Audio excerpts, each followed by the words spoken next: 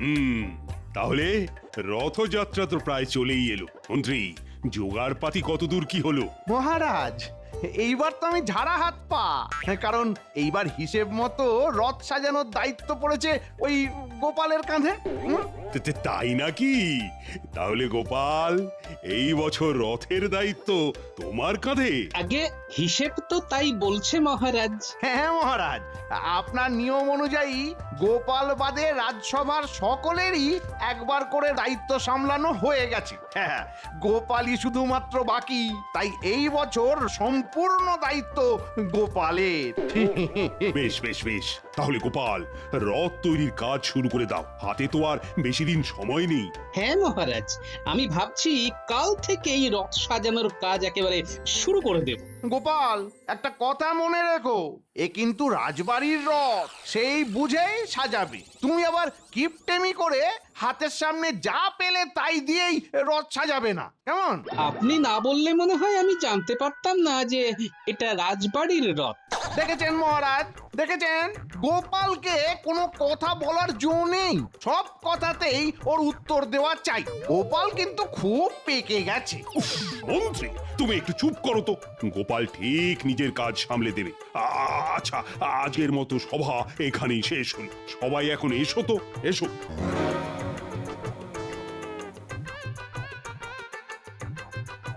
না না, হাতে আর বেশি সময় নেই। যা করার এই কয়েকটা দিনের মধ্যেই করতে হবে। কিন্তু একা হাতে এত কাজ সামলানো তো মুশকিল হয়ে যাবে। দাদু, রাজসভা থেকে ফিরলে নাকি? হ্যাঁ রে, তা তোরা এদিকে কি করছিস? আমরা তো এইখানে খেলতে এসেছিলাম। ও দাদু, তুমিও খেলবে নাকি আমাদের সাথে? আমার কি আর খেলার বয়স আছে রে?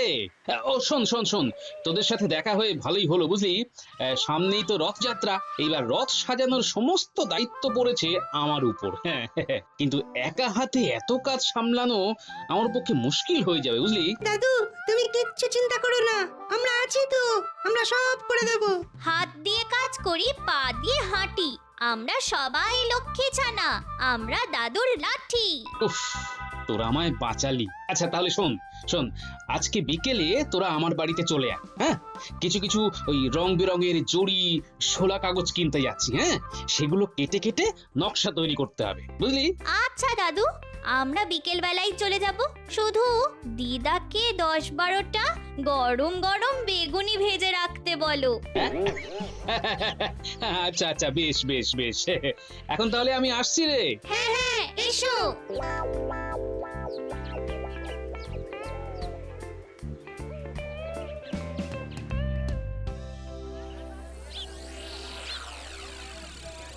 বলো গোপাল দাদা, কি লাগবে?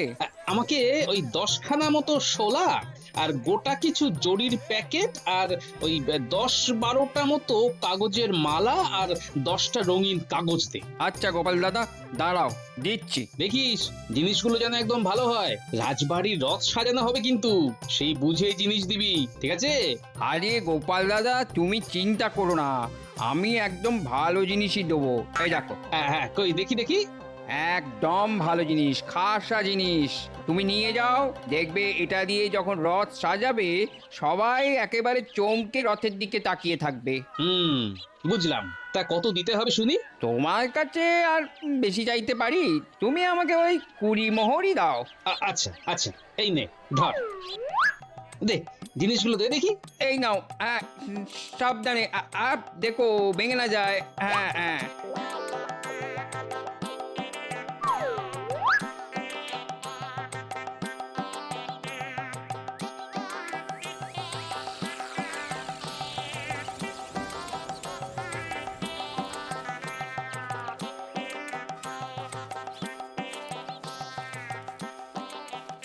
ওই গগিনি, কোথায় গেলে গো?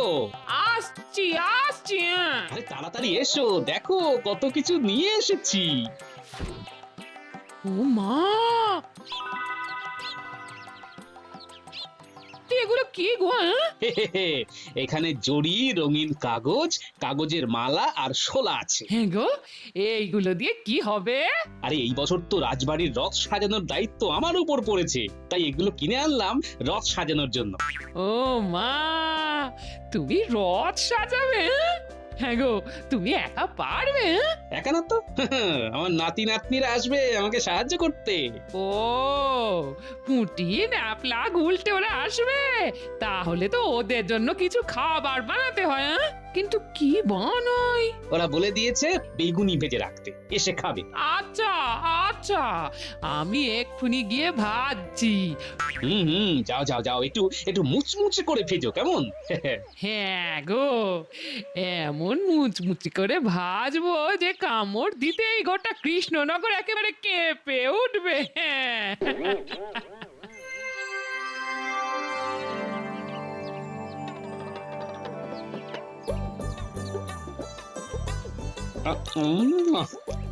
ও কি সুন্দর ফুরফুরে হাওয়া দিচ্ছে রে। এই ফুরফুরে হাওয়ার সাথে এই মুড়মুড়ে বেগুনি, এক কথায় অসাধারণ। অগিন্নি, আরো কয়েকটা বেগুনি দিয়ে যাও তো।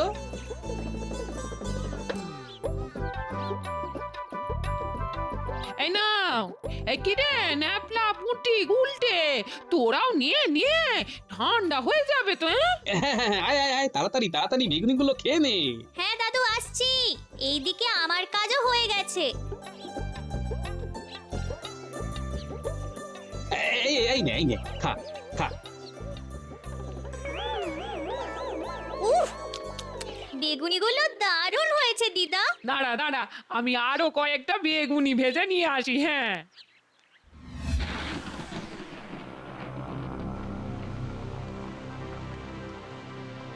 আরে, এ কি এ কি এ কি?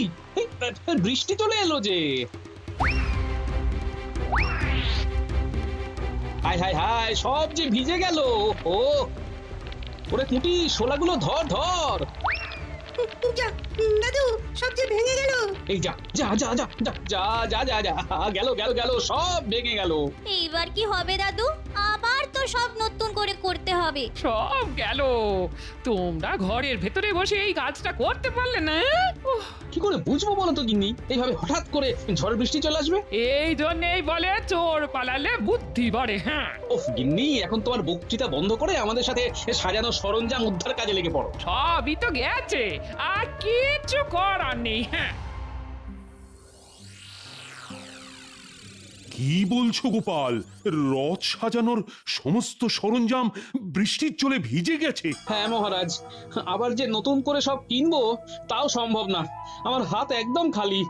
মহারাজ, এই বিষয়ে আপনি যদি কিছু সাহায্য করেন। আচ্ছা আচ্ছা, ঠিক আছে ঠিক আছে, কত মোহর লাগবে সেটা বলো। বেটা তো দেখছি মহারাজের থেকে অর্থ হাতানোর ভালোই মতলব করেছে, কিন্তু এই মন্ত্রী থাকতে তো আমি সেটা তোমাকে করতে দেব না গোপাল, কিছুতেই না। মহারাজ, গোপালকে দমিয়ে দেওয়ার এটাই একটা মোক্ষম সময়।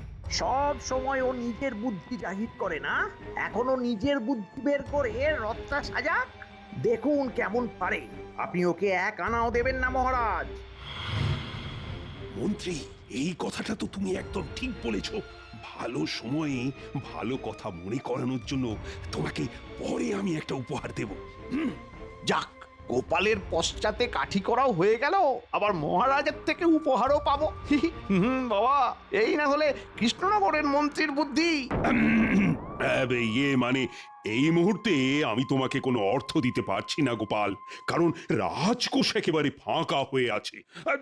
তুমি যেভাবে পারো অর্থে জোগাড় করে রথটা সাজাবার ব্যবস্থা করো। কিন্তু মহারাজ, আমার কাছে তো এখন কোনো অর্থ নেই, ট্যাঙ্ক একেবারে ফাঁকা। জোগাড় করো গোপাল, কৃষ্ণনগরের প্রসিদ্ধ ভাঁড় গোপাল বলে কথা। তোমার তো অনেক বুদ্ধি গোপাল। হ্যাঁ গোপাল, মন্ত্রী তো ঠিক কথাই বলছে। তুমি একটু ভেবে দেখো, ঠিকই অর্থের জোগাড় করে নিতে পারবে। ঠিক আছে ঠিক আছে, আজকের মতো সভা এখানেই শেষ হলো। এই সব হয়েছে মন্ত্রীর জন্য। মন্ত্রী মহারাজের কানে নিশ্চয়ই কিছু ফুস মন্ত্র দিল, তা না হলে মহারাজ তো প্রথমে মোহর দিতে রাজি ছিলেন। মন্ত্রী ভেবেছে এইভাবে আমাকে কাবু করবে। কিন্তু মন্ত্রী মশাই, আপনি ঘুঘু দেখেছেন কিন্তু ফাঁদ দেখেননি। উফ, কি করে টাকা জোগাড় করবো? ও কিছুই তো উপায় খুঁজে পাচ্ছি না। হ্যাঁ গো, বলি তুমি এত চিন্তা করো না।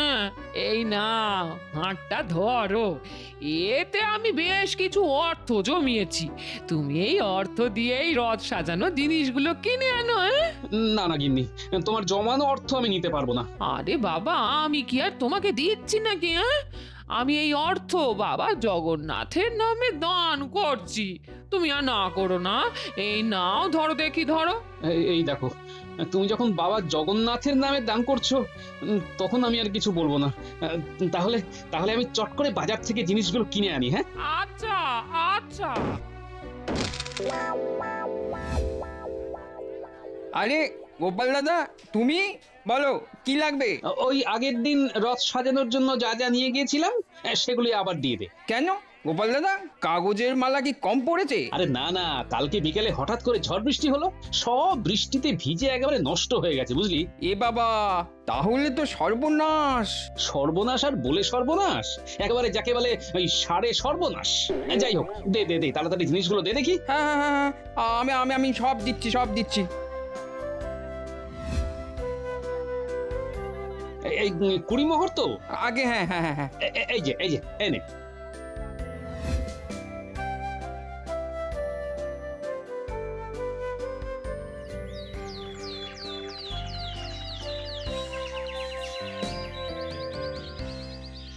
ইস, এই বুদ্ধিটা যদি আগে করতে, তাহলে আর এই সর্বনাশটা হতো না। হ্যাঁ, ঠিকই বলেছো গিন্নি। দাদুর আর কি দোষ? কাগজগুলোর ওপর বৃষ্টির জলগুলো পড়েই তো সর্বনাশটা হলো। জল, এই জলই যখন এত বড় ক্ষতি করলো, তখন এই জল দিয়ে এই জল তোলার চুরি মোহর তোলার একটা বন্দোবস্ত করতে হবে। হ্যাঁ, কি গো দাদু, কোথায় হারিয়ে গেলে? কিছু বলছিস নাকি? বলছি, কোথায় হারিয়ে গেছিলে? তখন থেকে ডাকছি।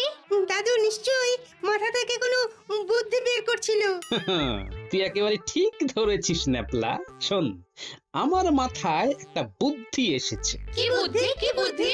শোন তবে। রে, পারবি তো?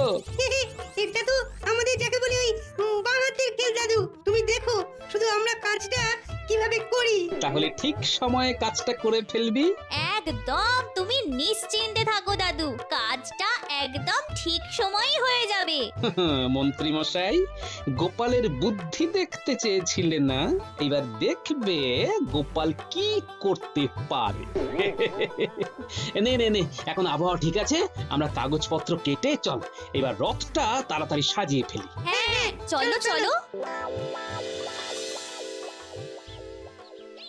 হ্যাঁ গো, এই ভর দুপুরে চললে কোথায়? এই তো খেয়ে উঠলে, একটু বিশ্রাম নিয়ে তারপরে যাও। এখন তো রথ টানার অনেক দেরি আছে। না না, এখন বিশ্রাম নিলে চলবে না গিন্নি, অনেক কাজ আছে। তোমার মাথায় যে সারাদিন কি ফন্দি ফিকির চলে, সেটা একমাত্র তুমি জানো। হ্যাঁ, ঠিক আছে ঠিক আছে, আমি আসছি, বুঝলে? এমনিতে অনেক দেরি হয়ে গেল। সূর্য অস্ত যাওয়ার আগেই পুটির মাকে নিয়ে রথবাড়ির মাঠে চলে যেও, ওখান থেকেই রথ টানা হবে, ঠিক আছে? হ্যাঁ হ্যাঁ, আমি ঠিক সময় চলে যাব। হ্যাঁ,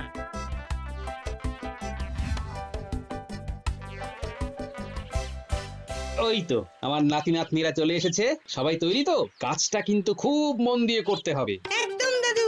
আর পুটি, পুকুরের পাঁক থেকে পচা কাঁদা এনেছিস তো? এই যে দাদু, একেবারে বালতি ভর্তি করে নিয়ে এসেছি। বেশ বেশ বেশ, তবে খুব সাবধানে কাজটা করতে হবে কিন্তু। তুমি কিচ্ছু চিন্তা করো না, আমরা এই সব কাজ করে করেই তো বড় হলাম, হাত একেবারে পাকা হয়ে গেছে। তাহলে আর দেরি করে লাভ নেই, তোরা তোদের গন্তব্যে পৌঁছে যা, আমিও আমার আসল জায়গায় পৌঁছে যাই। হ্যাঁ হ্যাঁ দাদু, ঠিক আছে ঠিক আছে। রাজবাড়িতে তো ঢুকে পড়লাম, এইবার স্নানাগারের দিকে যাওয়া যাক। এই যে শোনো না, তোমাকে এক্ষুনি মহারাজ ওই রথ বাড়িতে যেতে বললেন। আমাকে? কিন্তু কেন? সে তো আমি জানি না, মনে হয় কোনো জরুরি কাজ আছে। তাছাড়া সবাই যখন রথ টানতে রথ বাড়ি গিয়েছে, তুমি রাজবাড়িতে একা একা ভূতের মতন কি করবে বলো? ঠিক আছে, তাহলে আমি এক্ষুনি যাচ্ছি। ও হ্যাঁ, তোমার একটা পোশাক মহারাজ আমাকে দিতে বলেছেন। কি? আমার পোশাক আমি আপনাকে দেব কেন? এত কেনর উত্তর তো আমি দিতে পারবো না। মহারাজ যা বলেছেন তাই তোমাকে বললাম। এবার তুমি যদি একান্তই না দিতে চাও তবে আমি মহারাজের কাছে গিয়ে তোমার নামে নালিশ করব। না না না না না, নালিশ করো না, নালিশ করো না। আমি এক্ষুনি আমার একটা পোশাক দিচ্ছি।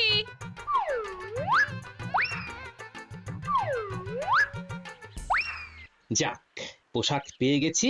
এইবার তাড়াতাড়ি পোশাকটা পরে নি।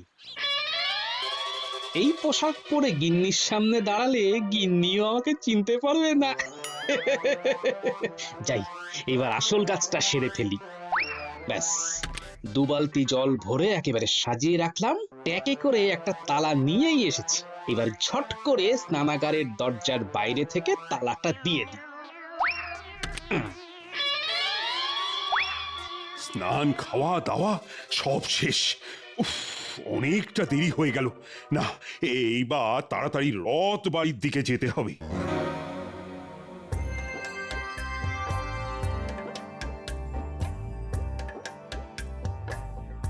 তবে যাই বলুন মন্ত্রী মশাই, এই গোপাল রথটা কিন্তু খুব সুন্দর করে সাজিয়েছে।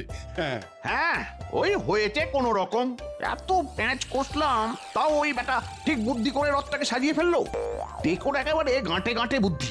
গোপালের বুদ্ধি আছে বলতে হবে। হ্যাঁ, এ কি সুন্দর সাজিয়েছে বলো তো। কি মন্ত্রী মশাই, মহারাজ এখনো আসছেন না কেন? এদিকে তো সূর্য অস্ত যেতে হাতে আর মাত্র 1 ঘন্টা সময় আছে। কি জানি, আরে বুঝতেই পারছি না মহারাজ কেন যে এত দেরি করছেন। পুটি, আমাদের দড়ি বাঁধা হয়ে গেছে, তুই তাড়াতাড়ি পাঁকের কাদাটা রাস্তায় ছড়িয়ে দে। হ্যাঁ, আমি এক্ষুনি দিচ্ছি।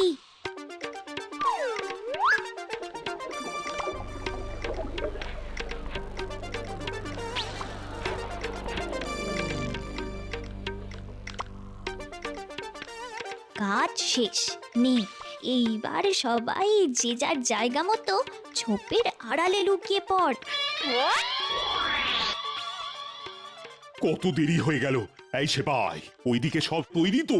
হ্যাঁ মহারাজ, হয়তো এতক্ষণে সব তৈরি হয়ে গেছে আর সবাই হয়তো চলেও এসেছেন। হ্যাঁ হ্যাঁ হ্যাঁ, চলো চলো চলো, আমারই অনেক দেরি হয়ে গেল। ওই তো মহারাজ আসছে। ন্যাপলা, তৈরি তো? একদম একদম। এ বাবা, কাদা!